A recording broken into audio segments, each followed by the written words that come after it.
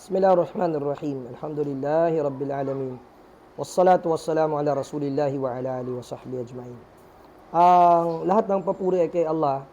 Mga minamahal naming mga kababayan, ang usapin patungkol sa pagkapropeta o misyon ng mga propeta.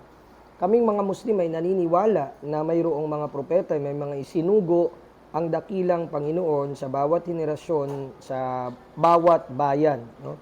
At ito'y sinabi mismo ng dakilang lumikha, walaqad ba'athna fi kulli ummatir rasula an i'budullaha wajtanibut taghut.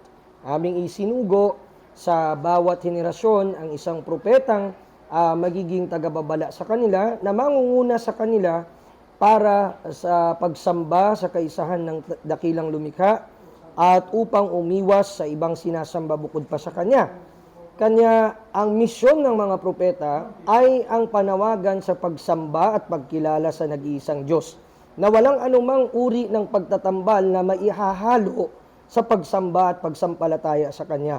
Kanya, kung nais natin na maging propetahin tayo o ating magaya ang gawain at buhay at pamamaraan ng lahat ng mga propeta, buhat kay Adan hanggang kay Propeta Noe, kay Propeta Abraham, Ismail, Isaac, Jacob o Jacob, kasama na ang 12 mga anak niya na mga pawang tinatawag ng mga lipi ni Israel, at ni Propeta Jesus, Propeta Juan Bautista, at ng huling propetang si Muhammad, sumakanila nawa ang kapayapaan at pagpapala ng Diyos, ay tugunan natin ang panawagan nila.